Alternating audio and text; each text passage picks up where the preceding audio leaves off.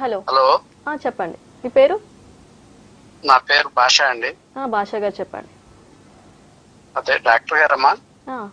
చెప్పండి మీ ప్రాబ్లం ఏంటో చెప్పండి. చెప్పండి నాకు సార్. కుడి కాలుకి కింద ఏళ్ల దగ్గర యాక్సిడెంట్ అయిందండి. నాకు షుగర్ ఉంది. ఓకే. హలో. చెప్పండి చెప్పండి వింటున్నాం చెప్పండి.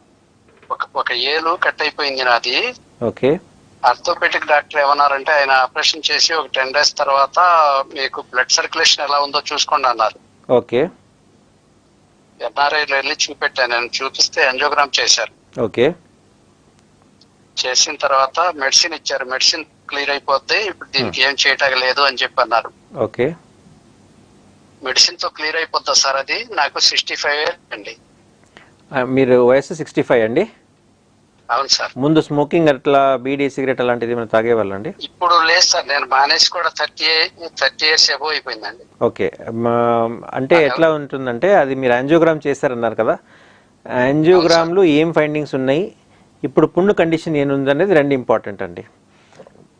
పుండు ఎర్రగుందా లేదా అనేది చూడాలి ఫస్ట్. అయ్యా, పుండు ఇప్పుడు ఏముంది కదా, అది ఎర్రగుందా తెల్లగుందా నల్లగుందా? పుండు అండి ఎర్రబడిపోయిందండి. ఎర్ర పడుతుంది, మంచిగా ఎర్రగా అవుతుంది అంటే బ్లడ్ సర్క్యులేషన్ ఓకే ఉందన్నమాట.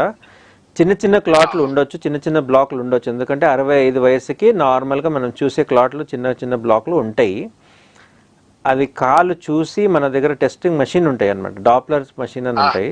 ఆ మెషిన్ పెడితే మనకు పుండుకి ఎట్లా బ్లడ్ సప్లై వస్తుంది, పుండు ఎట్లా ఉంది, సర్క్యులేషన్ ఎలా ఉంది, పాదంలో ఓవరాల్గా బ్లడ్ సర్క్యులేషన్ ఎలా ఉందని చూసుకోగలుగుతాం.